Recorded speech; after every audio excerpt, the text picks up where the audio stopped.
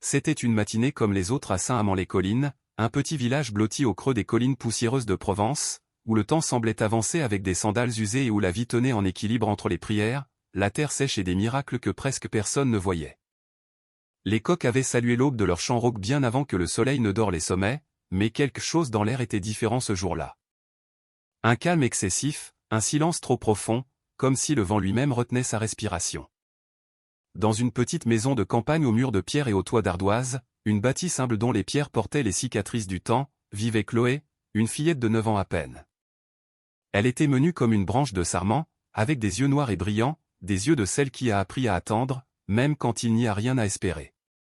Sa mère était partie au ciel quand elle n'avait que 6 ans, et son père, lui, était parti à la ville en promettant de revenir avec une vie meilleure.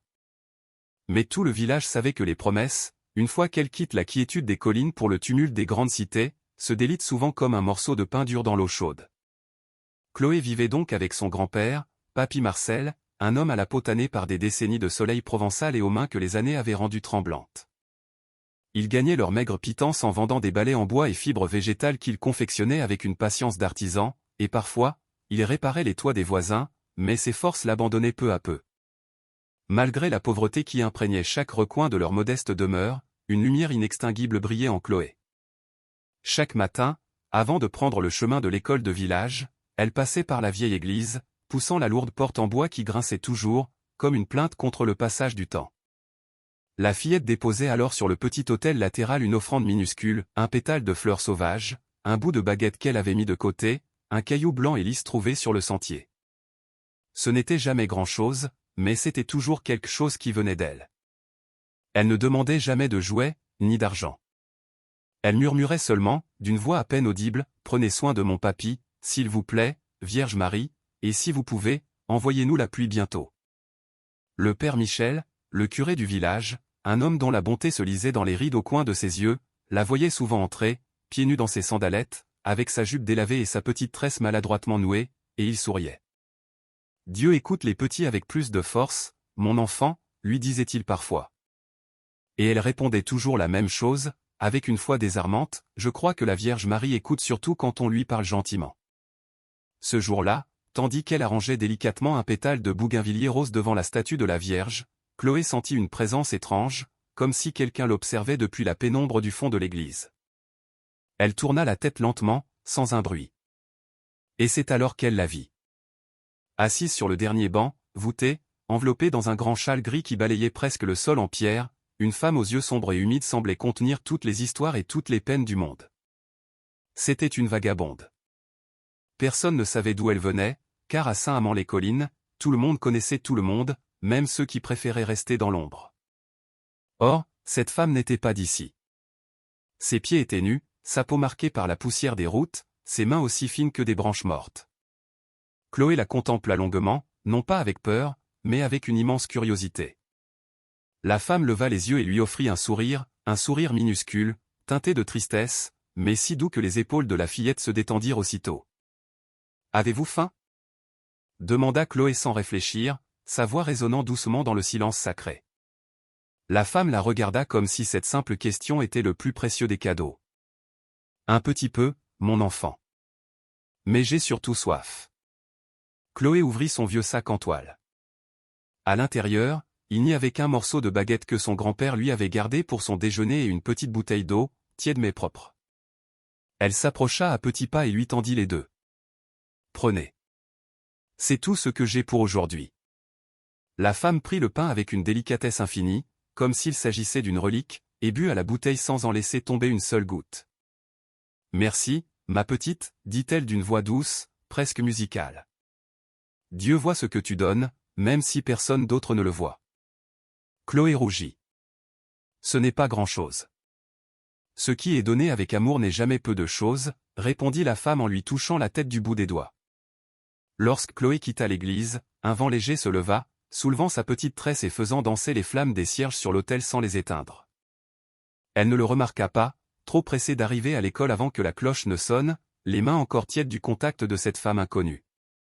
Plus tard, en rentrant chez elle à travers la poussière dorée du soir, la fillette repensa à elle. Elle pensa à ses yeux tristes, à la manière dont elle avait remercié pour le pain comme si c'eût été un festin. Quelque chose dans le cœur de Chloé se serra et s'ouvrit en même temps. Ce soir-là, en partageant une soupe maigre de légumes avec son grand-père, elle le regarda avec l'innocence de ses 9 ans et demanda, « Papy, tu ne seras pas fâché si demain je donne une partie de notre pain à une dame que j'ai trouvée dans l'église ?» Papy Marcel s'immobilisa, sa cuillère suspendue au-dessus du bol. Quelle dame? Une dame qui était toute seule. Elle avait froid et très faim. Le vieil homme soupira longuement, un soupir qui portait le poids des années et des méfiances. Écoute, ma petite, il faut aider son prochain, c'est vrai. Mais il faut aussi être prudente. Il y a des gens mauvais dans le monde. Mais elle n'est pas mauvaise, assura la fillette avec une certitude absolue. Ses yeux ne sont pas mauvais. Quelque chose dans cette conviction désarma le vieil homme.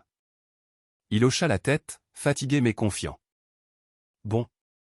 Si ton cœur te dit de l'aider, alors fais-le. Mais sois prudente, oui. Chloé serra son grand-père dans ses bras. Promis.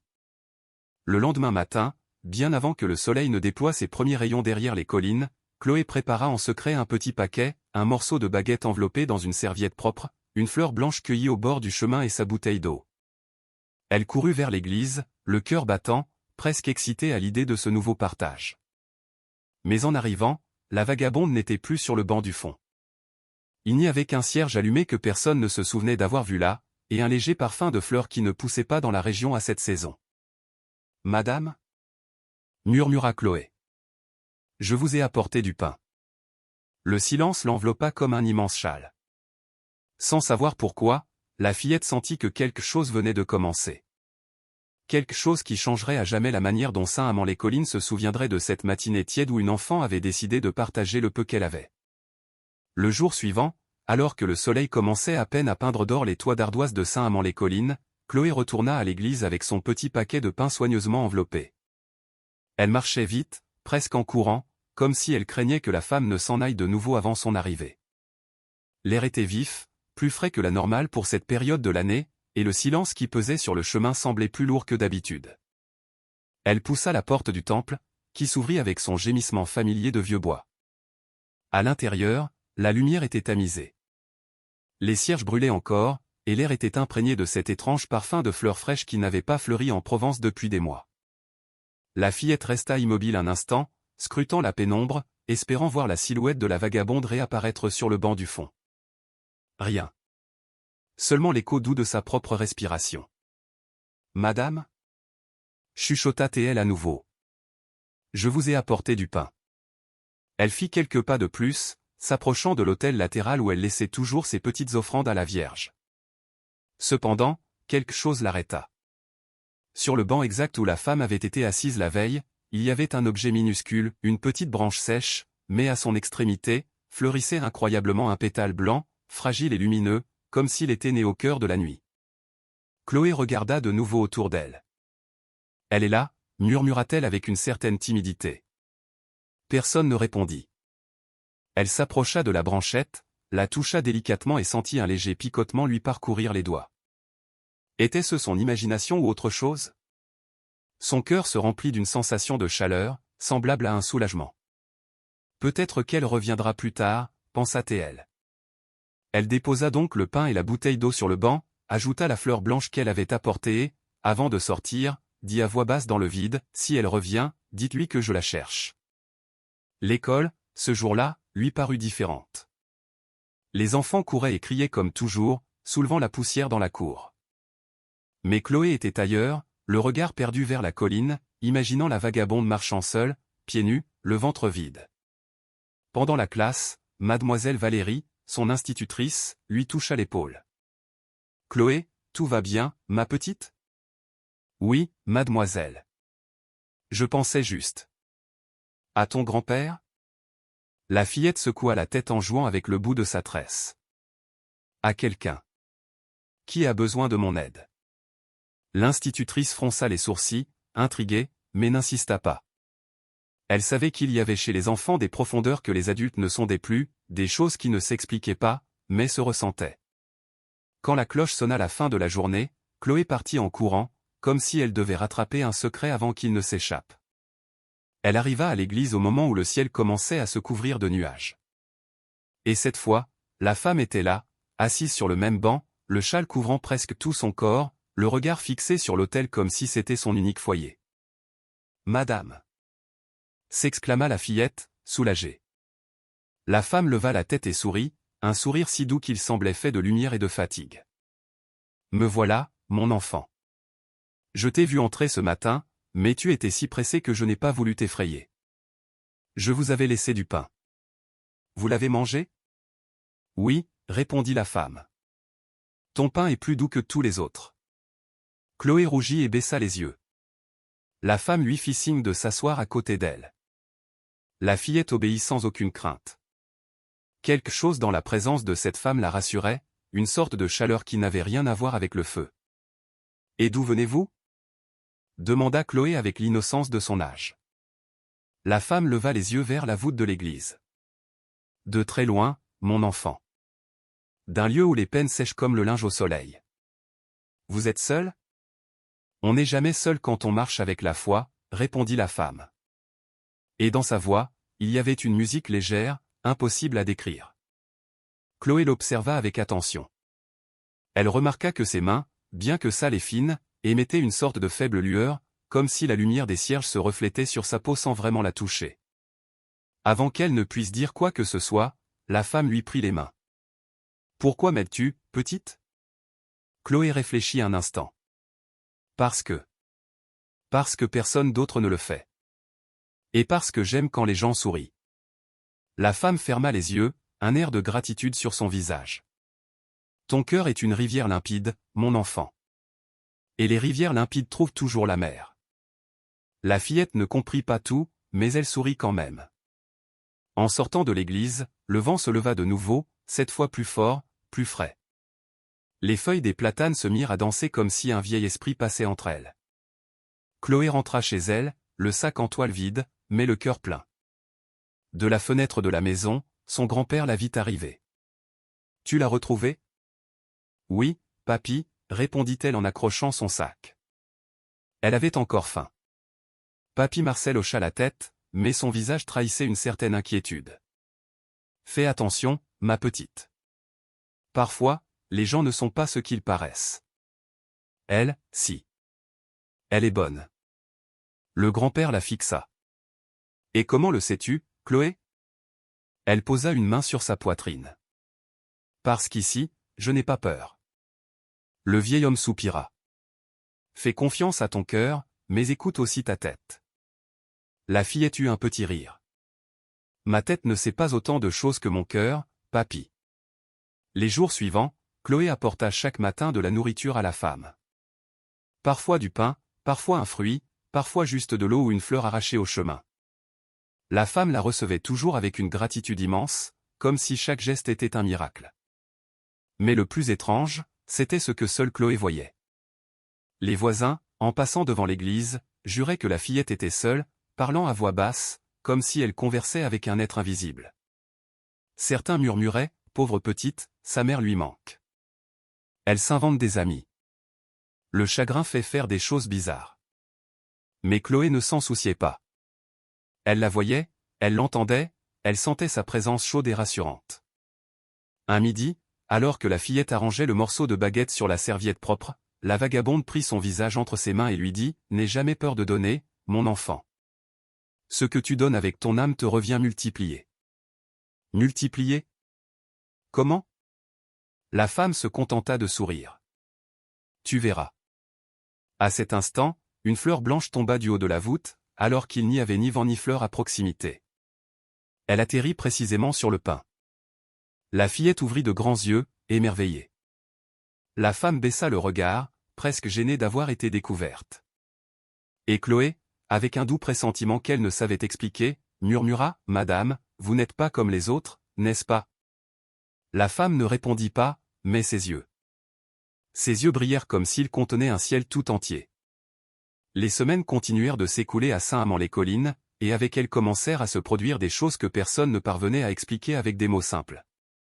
Au début, ce furent des détails infimes, presque imperceptibles, comme si le village tout entier respirait un air différent, plus frais, plus doux, plus vivant. Mais bientôt, les détails devinrent des signes, et les signes, les murmures de quelque chose d'imminent. Une des premières choses étranges se produisit une nuit, alors que l'obscurité couvrait encore les maisons de pierre et que les poules dormaient en silence. Les cloches de l'église se mirent à sonner d'elles-mêmes, lentement, avec un rythme qui n'était ni celui du vent, ni celui d'une main humaine. Le son descendit de la colline comme une plainte ancienne, réveillant plusieurs villageois qui se penchèrent, confus, à leurs fenêtres. « Qui sonne les cloches à cette heure ?» demanda monsieur André, le boulanger. Personne ne répondit à sa femme. Il n'y a ni fête aujourd'hui, ni messe matinale. Les gens chuchotèrent pendant des heures, mais lorsque le père Michel examina la corde du clocher, il la trouva enroulée et immobile, comme si personne n'y avait touché. La deuxième chose étrange eut lieu sur le chemin poussiéreux qui menait à l'école. Là où ne poussaient d'habitude que des chardons et des herbes sèches, de petites fleurs blanches se mirent à éclore, fragiles, comme celles que Chloé apportait toujours à la vagabonde. Personne ne savait d'où elles venaient, car cette fleur n'appartenait ni à la saison, ni au climat aride. Mais elles étaient là, alignées comme pour marquer un sentier invisible. « Ce n'est pas normal, » dit un voisin en croisant les bras. « Il se passe quelque chose ici. »« C'est peut-être un signe de pluie, » répondit un autre. Mais la pluie ne venait pas.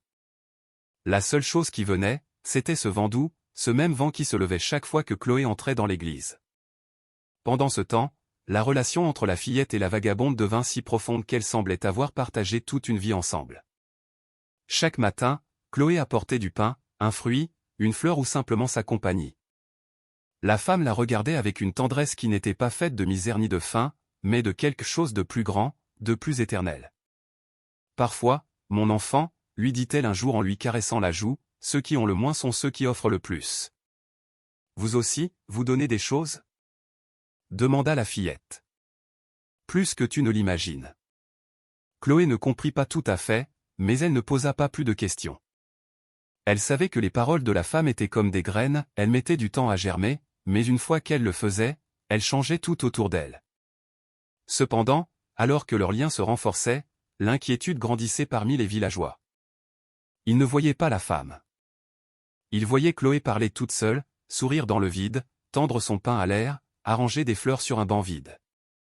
La pauvre petite perd la tête, murmuraient certains. Ou alors elle joue avec des fantômes, disaient d'autres en se signant. Mais la fillette n'en avait cure.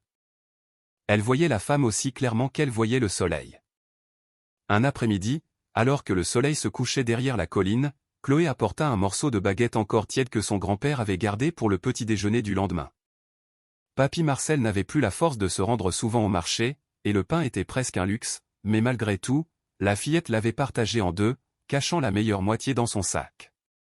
Quand elle entra dans l'église, la vagabonde ne la regarda pas tout de suite. Elle était à genoux devant la statue de la Vierge, la tête inclinée. Une faible lueur bleutée entourait sa silhouette, comme si le ciel s'était posé sur ses épaules. Chloé sentit un frisson doux, non de peur, mais de révérence. « Voici votre pain, madame, » dit-elle d'une voix douce. La femme se tourna lentement. Ses yeux brillaient de larmes qui ne coulaient pas. « Ce que tu fais, mon enfant, pèse plus lourd au ciel que sur la terre. Mais ce n'est que du pain. Non, c'est ton cœur que tu offres. » La femme prit la baguette entre ses mains. Au moment précis où ses doigts la touchèrent, l'église s'emplit d'un arôme suave, semblable à celui du pain fraîchement cuit, mais plus profond, plus chaud, comme s'il provenait d'un four qui n'appartenait à aucune maison du village. « Vous sentez ça ?» demanda la fillette, surprise. « C'est le parfum de la générosité, » répondit la femme. Chloé ouvrit la bouche pour demander autre chose, mais à cet instant, un événement incroyable se produisit. Le morceau de pain ne diminuait pas, bien que la femme en ait déjà pris plusieurs bouchées. C'était comme s'il en restait toujours la même quantité. La fillette cligna des yeux plusieurs fois. « Comment ? Comment faites-vous cela ?» La femme se contenta de sourire, et ce sourire avait un éclat qui ne pouvait appartenir à personne d'ordinaire. « Quand le pain naît de l'amour, dit-elle, il ne s'épuise jamais. » Chloé resta silencieuse. Son cœur battait si fort qu'elle pouvait l'entendre. Quelque chose en elle commençait à comprendre, même si elle ne trouvait pas encore les mots. Le soir même, en rentrant à la maison, Papy Marcel remarqua quelque chose de différent chez elle. « Qu'est-ce que tu as, ma petite ? Tu as l'air différente. » Chloé prit une profonde inspiration. Papy, la dame que j'aide. Elle n'est pas comme les autres. Je crois. Je crois qu'elle est spéciale. Spéciale comment? La fillette baissa la voix, comme pour confier un secret sacré. Comme si elle venait de là où viennent les bonnes choses. Le grand-père la regarda sans savoir quoi répondre. Il avait vécu assez longtemps pour savoir que les enfants voient parfois ce que les adultes ont oublié. Eh bien, dit-il finalement, si ton cœur n'a pas peur, continue de l'aider. Mais promets-moi une chose, si un jour tu sens que quelque chose ne va pas, tu viens me voir immédiatement. Je te le promets. La troisième chose étrange se produisit le dimanche suivant. L'église était pleine pour la messe du Père Michel. Pendant que les gens priaient, une brise douce parcourut le temple. Il n'était pas normal de sentir du vent à l'intérieur, surtout avec les fenêtres fermées. La brise fit danser les flammes des cierges, souleva quelques pétales de fleurs et fit briller la statue de la Vierge d'une lumière bleu pâle pendant un instant. Les gens murmurèrent. « Tu as vu ça? La Vierge s'est illuminée. Ce doit être un reflet. » Mais il n'y avait aucun reflet. Chloé, assise au fond, sentit un frisson la parcourir. Elle regarda vers le banc où la femme s'asseyait toujours. Elle était là, mais personne d'autre ne semblait la voir. Son châle bleu-gris flottait avec la même brise qui avait fait vaciller les cierges. La femme la regarda avec une tendresse infinie et lui dit, sans remuer les lèvres, « Ne crains rien, mon enfant. Ce que tu donnes est en train d'ouvrir des chemins. » Et à ce moment-là, sans savoir comment, Chloé comprit que quelque chose de grand commençait, quelque chose qui ne tenait ni dans la petite église de Saint-Amand-les-Collines, ni dans ses petites mains, mais qui, d'une certaine manière, naissait d'elle et d'un simple morceau de pain. La matinée où tout changea à Saint-Amand-les-Collines commença comme toutes les autres, avec le chant rauque des coqs et le soleil qui perçait timidement la ligne des collines. Mais dans la petite maison de pierre de Papy Marcel, l'aube tomba comme un seau d'eau glacée. Chloé n'était pas là. Le grand-père s'était réveillé tôt, comme toujours, car les années rendent le sommeil léger. Il se redressa avec effort, ajusta la couverture qui le protégeait de la fraîcheur matinale et attendit d'entendre les petits pas de sa petite fille préparant son sac pour l'école. Mais rien ne bougeait dans la maison. Le silence était si vaste qu'il semblait porter le deuil. « Chloé » appela-t-il doucement. Personne ne répondit. Pensant qu'elle était peut-être sortie dans la petite cour, il marcha pieds nus jusqu'à la porte. Il l'ouvrit. Rien. Ni ses sandalettes, ni son sac en toile, ni les petites empreintes qui marquaient habituellement la terre encore humide de la nuit. Il retourna dans la chambre de la fillette. Le lit était intact. La couverture bien pliée, le verre d'eau sur la table de chevet encore plein, les sandalettes propres, parfaitement alignées. Tout était à sa place, comme si l'enfant n'y avait jamais dormi. Le cœur du grand-père se mit à marteler sa poitrine avec une peur de vieil homme, la pire de toutes. « Mon Dieu » murmura-t-il comme une prière. Où est-elle? Il la chercha dans les ombres du salon, derrière le foyer éteint, dans le petit potager où Chloé arrosait les quelques plantes tenaces. Rien. Pas un signe, pas un indice qu'elle ait pu sortir seule. Finalement, il se mit à courir comme il ne l'avait pas fait depuis des années, en direction de l'église. Ses pieds nus soulevaient la poussière à chaque pas. Les voisins le virent passer, le visage blême, le corps tremblant, et comprirent que quelque chose de terrible se passait. Quand il poussa la porte du temple, l'odeur de cire fondue l'enveloppa comme une étreinte froide. À l'intérieur régnait une lumière douce, plus bleutée que jaune, comme si le matin hésitait encore à entrer. Et c'est là qu'il le vit. Pas l'enfant, mais le cygne. Sur le banc où Chloé avait l'habitude de s'asseoir avec la vagabonde, il y avait une serviette pliée, la même que le grand-père avait vue tant de fois dans son sac. Dessus, une fleur blanche, identique à celle qui avait mystérieusement fleuri sur le chemin.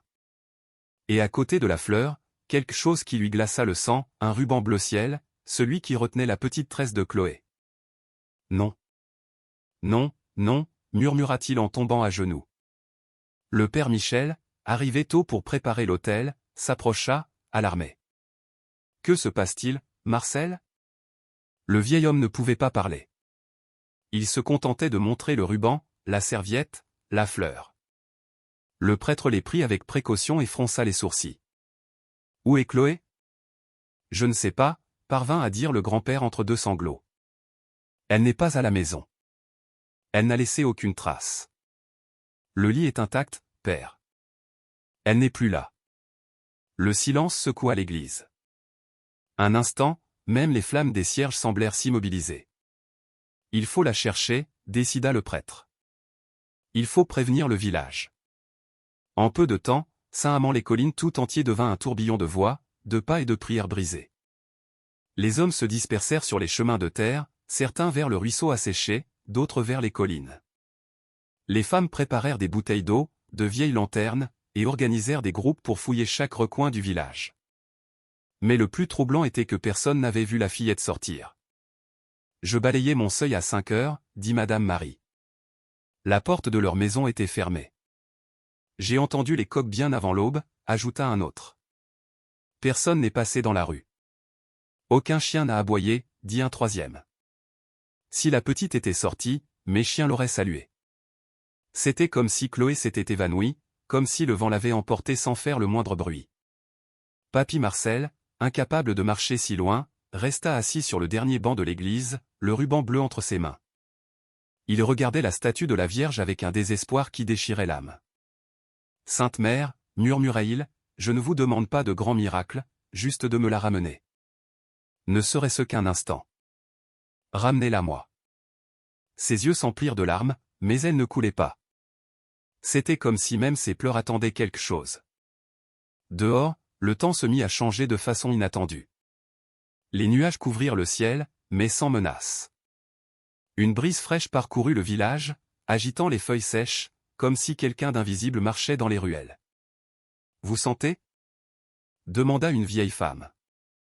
L'air est différent. « Serait-ce un signe » murmura une autre. Les gens commencèrent à se signer. Ils se souvenaient des cloches qui avaient sonné seules. Ils se souvenaient des fleurs qui avaient éclos dans la sécheresse, de la lumière bleue qui avait illuminé l'autel quelques jours plus tôt. Et c'est alors que les rumeurs commencèrent. On dit qu'une femme vêtue de bleu a été vue à l'aube. On l'a vue à l'entrée du village. Elle tenait la main d'une petite fille. Elle montait par le sentier vers la grande colline. Quand le grand-père entendit cela, son cœur fit un bond. « Une femme en bleu » répéta-t-il d'une voix tremblante. Une vieille femme acquiesça. « Oui, monsieur Marcel. Mais pas n'importe laquelle. » Ses vêtements brillaient comme le ciel juste avant la pluie. Et elle marchait d'un pas léger, comme si ses pieds ne pesaient rien. Et la fillette était petite, avec une tresse noire. Je n'ai pas vu son visage, mais ça pourrait être votre Chloé. Le grand-père sentit le monde tourner. Vers où allait-elle ? Vers la grande colline. Vers la petite butte où personne ne va plus depuis des années. Le père Michel entendit aussi et fronça les sourcils. Cette colline est une terre sacrée pour beaucoup. On dit que des lumières y ont été vues depuis des temps anciens. Les murmures s'amplifièrent, la brise aussi. Le ciel restait d'un bleu-gris, avec une clarté qui n'appartenait pas au matin. À midi, fatigués et désespérés, les chercheurs revinrent sans succès.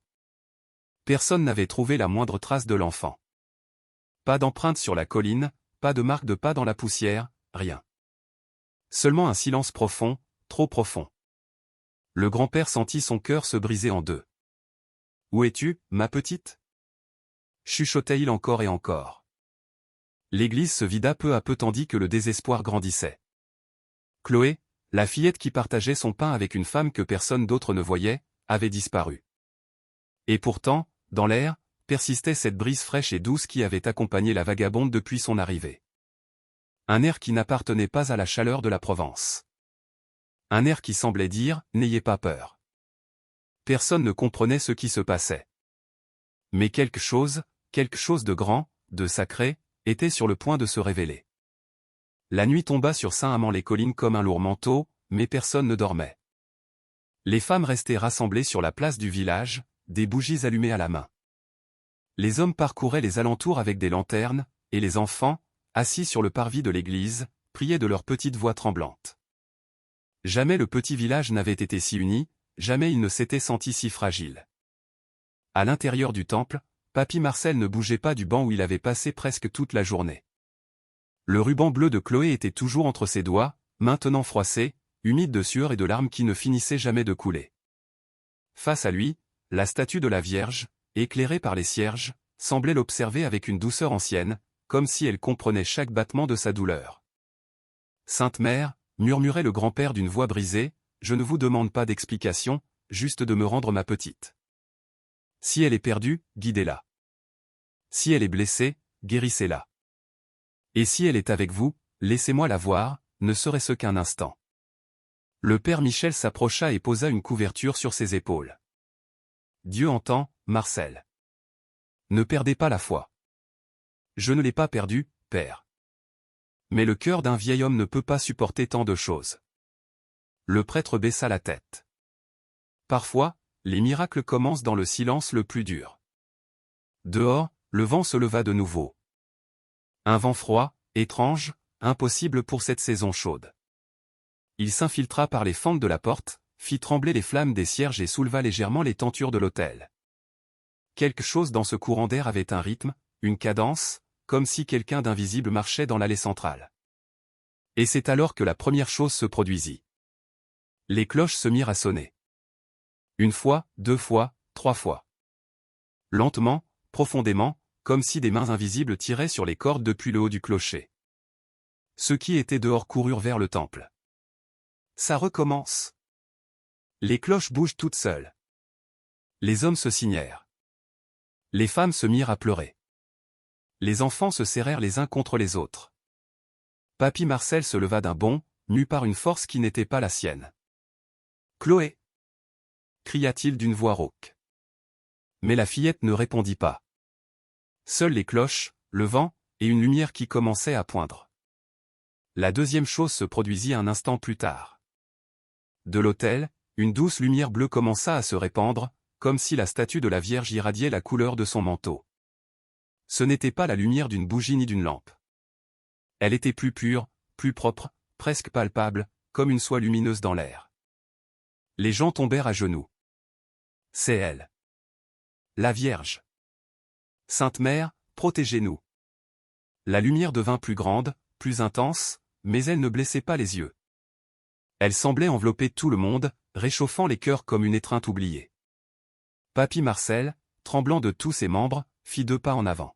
« Mère, je vous en supplie. » Et à cet instant, au milieu de la lumière bleue, une petite silhouette commença à se dessiner. D'abord une ombre, puis 2 pieds nus, une jupe simple, une petite tresse noire. « Non. » murmura le grand-père en portant une main à son cœur. « Ce n'est pas possible. » Mais si, c'était bien elle. La silhouette devint nette. C'était Chloé. Elle marchait lentement, tranquillement, avec un doux sourire aux lèvres. Ses vêtements n'étaient pas sales. Il n'y avait pas de larmes sur ses joues. Elle semblait avoir dormi dans le calme d'un ciel sans bruit. La fillette ouvrit les bras. « Papy. » Le vieil homme courut vers elle, les pas maladroits, les yeux inondés de larmes qui se déversèrent enfin. Il la serra si fort, comme s'il craignait que le vent ne la lui reprenne. « Ma petite. Ma petite, où étais-tu? Qui t'a emmené?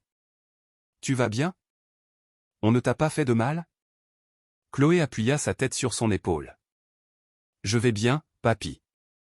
Je vais très bien. » Le grand-père l'écarta légèrement pour la regarder. « Que s'est-il passé, mon enfant? Dis-le-moi. » La fillette sourit, un sourire qu'aucun enfant de son âge ne devrait connaître, si plein de paix qu'il en était presque douloureux. « J'étais avec elle. »« Avec qui? » demanda le grand-père. Chloé leva les yeux vers l'autel, vers la lumière, vers la statue de la Vierge. « Avec elle, papy. » Un silence lourd s'installa dans le temple. Peu importe combien de fois on a prié, combien de fois on a entendu des histoires de miracles. Quand un enfant dit une chose pareille, le temps s'arrête. La femme que j'aidais, continua Chloé d'une voix douce, ce n'était pas n'importe quelle femme. C'était la Vierge Marie, mais habillée comme une personne pauvre. Elle m'a dit qu'elle voulait voir s'il y avait encore des cœurs qui partageaient le peu qu'ils avaient. Le père Michel s'approcha, tremblant. « Mon enfant, es-tu sûr de ce que tu dis? » Chloé hocha la tête, sans aucune crainte. Elle m'a pris la main. Nous sommes montés sur la grande colline. Là, sous un arbre, elle m'a dit de ne pas avoir peur. Que l'amour que l'on donne ouvre des chemins que personne d'autre ne peut voir. Elle m'a serré dans ses bras et m'a dit que je devais revenir, parce que mon papy m'attendait déjà. Le grand-père éclata en sanglots. La lumière bleue commença à diminuer peu à peu, devenant de plus en plus faible, comme pour un adieu plein de gratitude. Chloé tendit la main vers l'autel, comme si elle caressait quelque chose que les autres ne pouvaient voir. « Merci », murmura-t-elle. Et à ce moment précis, la troisième chose se produisit. Une colombe blanche entra par la fenêtre brisée du temple et se posa au sommet de la statue de la Vierge. Elle ne bougea pas, ne battit pas des ailes. Elle se contenta de regarder la fillette. Chloé sourit. Elle dit que nous ne sommes plus seuls. Les gens pleurèrent, prièrent, s'agenouillèrent. Le vent cessa. Le grand-père serra l'enfant contre lui comme s'il serrait la vie elle-même. Et pendant un instant éternel, Saint Amand-les-Collines sentit que le ciel avait touché la terre. Les jours qui suivirent le retour de Chloé ne furent pas comme avant. Saint Amand-les-Collines se réveilla différent, comme si le village tout entier avait été touché par une brise qui nettoyait la tristesse et laissait à sa place un espoir nouveau. Les habitants marchaient avec une douceur différente, se parlaient avec plus d'attention, se regardaient dans les yeux avec le sentiment d'avoir partagé quelque chose de sacré. Dans le petit temple de pierre, où il n'y avait auparavant qu'un autel solitaire et quelques fleurs séchées, un nouveau coin commença à prendre forme. Un lieu que personne n'avait planifié, que personne n'avait ordonné de construire, qui était simplement né du cœur du village. Tout commença un matin, lorsque Madame Marie, la boulangère, laissa discrètement un morceau de baguette enveloppé dans une serviette blanche devant le banc où Chloé s'asseyait avec la vagabonde. « Pour celui qui en aura besoin », murmura-t-elle. Le lendemain, quelqu'un laissa quelques pièces de monnaie. Puis un enfant laissa un dessin, une femme enveloppée dans un manteau bleu tenant la main d'une fillette avec une tresse. Peu à peu, cet endroit improvisé devint « le coin de la charité », comme quelqu'un le nomma un après-midi sans que personne ne conteste le nom. Une vieille table fut adossée au mur, couverte d'une nappe brodée, et les gens commencèrent à y laisser de petits cadeaux, du pain, des fleurs sauvages, des lettres, des images pieuses, des bouteilles d'eau, des oranges, et même des vêtements pour les plus démunis. Mais le plus curieux était qu'il y avait toujours, absolument toujours, une fleur blanche au milieu de l'autel improvisé. Parfois fraîchement cueillie, parfois plus fraîche que toutes celles que l'on pouvait trouver dans les collines sèches de Provence. Personne ne savait qui les mettait là, et personne ne posait de questions. Certains disaient que c'était Chloé, d'autres que c'était un dévot mystérieux, mais le père Michel croyait en silence que c'était un signe, un doux signe du ciel. Chloé, de son côté, se comportait comme toujours. Elle jouait, riait, aidait son grand-père à arroser les plantes, allait chercher de l'eau au puits et courait après les poules. Mais il y avait quelque chose de différent dans ses yeux, une paix profonde, une tendresse ancienne, comme si son cœur gardait des mots qu'elle ne pouvait répéter. Beaucoup de gens venaient lui parler, non pour l'interroger, mais pour entendre la sérénité de sa voix. Et chaque fois qu'on lui demandait ce qui s'était passé sur la colline, la fillette disait la même chose, elle a pris soin de moi. Et elle m'a dit que l'amour ne se perd jamais, qu'il revient toujours. Elle n'en disait pas plus. Ce n'était pas nécessaire. Papy Marcel changea lui aussi. Ses mains tremblaient moins. Son dos semblait plus droit, et bien qu'il continuât à vendre ses balais sur la place, il le faisait maintenant avec un doux sourire, comme si chaque jour contenait un cadeau que lui seul était capable de voir. Un soir, assis sur le seuil de sa maison, il caressa la tête de sa petite fille et lui dit « Ma petite, je ne comprends pas tout ce qui s'est passé. Mais je sais que Dieu t'a protégée. » Chloé appuya sa joue sur son épaule. « Je n'étais pas seule, papy. Elle m'a pris la main et m'a appris quelque chose de beau. » « Quoi donc ?» La fillette réfléchit un long moment avant de répondre. « Que lorsqu'on donne le peu que l'on a, on rend le cœur de quelqu'un d'autre immense. » Le grand-père pleura en silence, non de tristesse, mais de gratitude. Au fil des mois, Saint Amand-les-Collines se transforma, non par un miracle spectaculaire ni par une apparition visible de tous, mais par de petites choses. Des gens qui ne se parlaient plus se saluaient à nouveau. Des familles qui avaient cessé d'assister à la messe y retournèrent avec humilité. Des jeunes qui rêvaient de partir à la ville proposèrent leur aide au village. Un groupe d'hommes répara le toit de l'église sans rien demander en retour. Une veuve se mit à cuire du pain supplémentaire pour le laisser sur l'autel. Un menuisier fabriqua un nouveau banc et le plaça à côté du coin de la charité. Le père Michel observait tout cela avec des larmes contenues. Dieu n'a pas eu besoin de tonnerre, dit-il un soir. Il a eu besoin du cœur d'un enfant. Et personne ne le contredit. Mais parmi tous les changements, il y en avait un qui se distinguait des autres. Chaque fois que quelqu'un laissait du pain au coin de la charité, il n'en manquait jamais pour le suivant. Même si le village était pauvre, même si les gens avaient peu, même si parfois la terre ne donnait pas de récolte, le pain ne manquait jamais. Il y en avait toujours un, tiède, moelleux, frais, comme si des mains invisibles se chargeaient de le renouveler. Un après-midi, Madame Marie confessa au Père Michel, « Père, je ne laisse pas du pain tous les jours. Et je sais que d'autres non plus. Mais il y en a toujours. Qui le met là ?» Le prêtre regarda la fleur blanche qui ornait le centre de l'autel. « Peut-être celui qui reçoit le peu que nous donnons, » murmura-t-il. Il n'eut pas besoin d'en dire plus. Un an après le miracle, le village se réunit pour célébrer une messe spéciale en l'honneur de la Vierge. L'église était pleine, décorée de fleurs blanches et de bougies de toute taille. Sur l'autel, la statue de Notre-Dame semblait briller plus que d'habitude, comme si elle souriait. Chloé entra, tenant la main de son grand-père. Elle se dirigea vers le coin de la charité et y déposa un petit morceau de baguette enveloppé dans une serviette propre. Puis, elle plaça une fleur blanche dessus. « Merci », chuchota-t-elle. Le vent entra par la fenêtre, doux et frais, faisant danser sa petite tresse. Et bien que personne d'autre ne l'ait entendu, la fillette entendit une voix familière dans son cœur. « Ton amour continue d'ouvrir des chemins, mon enfant. » Chloé sourit. Elle n'avait pas besoin de preuves, pas besoin d'explications. Elle savait. Et tout Saint-Amand-les-Collines savait aussi. Car depuis le jour où une fillette avait donné un morceau de pain à une femme vêtue de pauvreté, le village entier avait appris une vérité simple et éternelle, ce qui est donné avec amour ne disparaît jamais. Il se multiplie et revient sous forme de lumière.